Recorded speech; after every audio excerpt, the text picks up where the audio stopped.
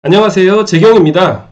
오늘 추명가 21번째 구절 공부해 보겠습니다. 인수이덕 대관왕생 기모현숙 하게 되어 사시장춘 청청하니 그 가문은 흥왕한다.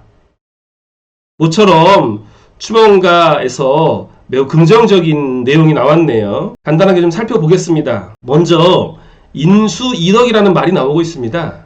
인수이덕은 원래 그 삼기라는 말이 있잖아요. 재관인이 십성 가운데 가장 좋다라고 하잖아요. 근데 이 재관인이 세 개가 함께 이루어진 것을 삼기라고 하고요. 그 재관인 중에 관인 혹은 재관 이렇게 둘씩 나눠질 때, 그러니까 관을 중심으로 이럴 때를 우리가 이덕이 있다라고 하거든요. 그래서 인수이덕이라고 한다면 관과 인수가 있다는 얘기죠. 그래서 인수이덕이 있고, 그러니까 관인 상생하고 있다는 얘기죠. 그리고 그 다음에 대관왕생, 그러니까 인수, 그 다음에 정관이 관대지, 그 다음에 록지, 제왕지, 장생지에 있으면 이렇게 해석할 수 있을 것 같아요. 그렇게 된다면 어떤 현상이 벌어지느냐? 기모현숙하게 돼요.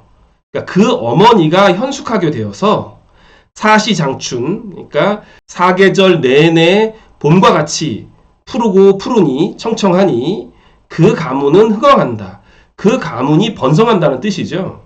굉장히 긍정적인 내용인데요. 이 구절을 공부할 때 제가 전달드리고 싶은 부분이 하나 있는데요.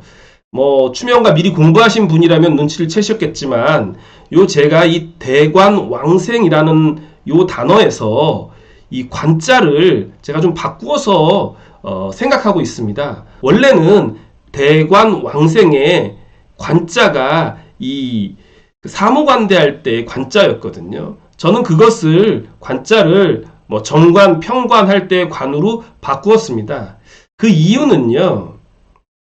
대관이라고 한다면 관대를 뒤집은 말인데 굳이 이렇게 거꾸로 쓸 이유가 없고, 이거를 정관 혹은 평관에 쓰는 관자를 쓰게 되면 저것은 록지를 상징하거든요.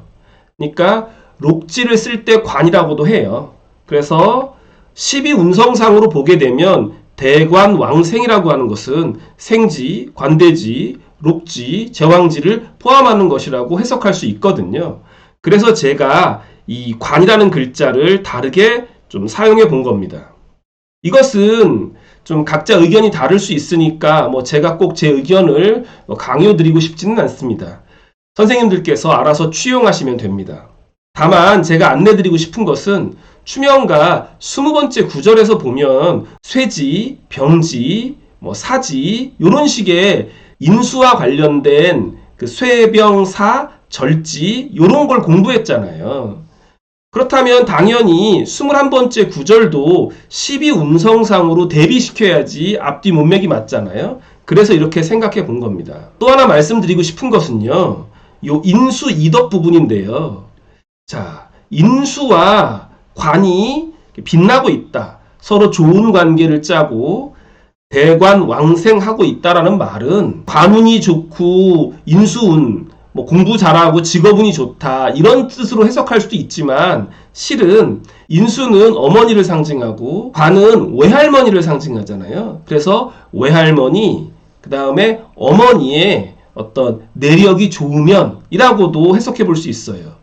그러니까 어머니 쪽 그 혈통이 왕성하면 그 집안이 흥성한다 이렇게도 해석할 수 있어요. 제 개인적인 의견이었습니다. 자, 이제는 12운성을 좀 자세히 살펴볼 거예요. 어떤 십간이 대관왕생하는지, 어떤 지지에서 이걸 좀 살펴보겠습니다. 각 십간별 12운성을 좀 살펴보려고 표를 좀 준비해 봤어요. 특히 오늘은 대관왕생 이 부분이 중요하니까 해당되는 부분에 제가 붉은색으로 표시해 놨습니다.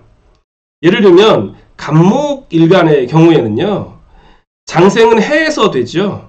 그래서 축에서 관대, 인에서 걸록, 묘에서 제왕지에 이릅니다.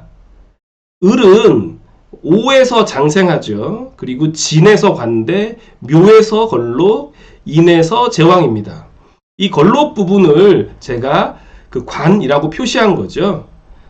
그런데 목욕은 그러면 왜 안 들어갔냐? 목욕은 욕폐지라고 해서 뭔가 실수를 반복하고 큰 낭패에 이른다는 그런 부정적인 의견도 있거든요. 그래서 목욕지는 빼고 있는 거예요. 그래서 장생, 관대, 걸록, 제왕에 긍정적인 의미를 부여한 겁니다.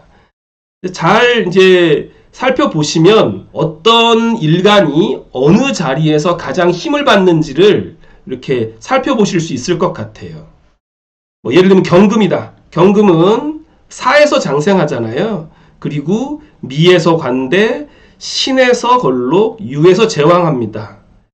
그런데 이제 오에서는 경오 하면 경오는 그 욕폐지에 이르죠. 그래서 큰 실수가 있을 수도 있다라는 부정적인 의견이 있는 거예요. 원문 다시 읽어보고 정리해 보겠습니다. 인수이덕, 대관, 왕생, 기모현숙 하게 되어 사시장춘 청청하니 그 가문은 흥왕한다. 어머니가 그 집안의 중심이라고 하는 경우가 있잖아요. 어머니가 현숙하시면 집안은 잘 될 수밖에 없죠. 그리고 어머니의 현숙함은 외할머니에서 비롯되죠.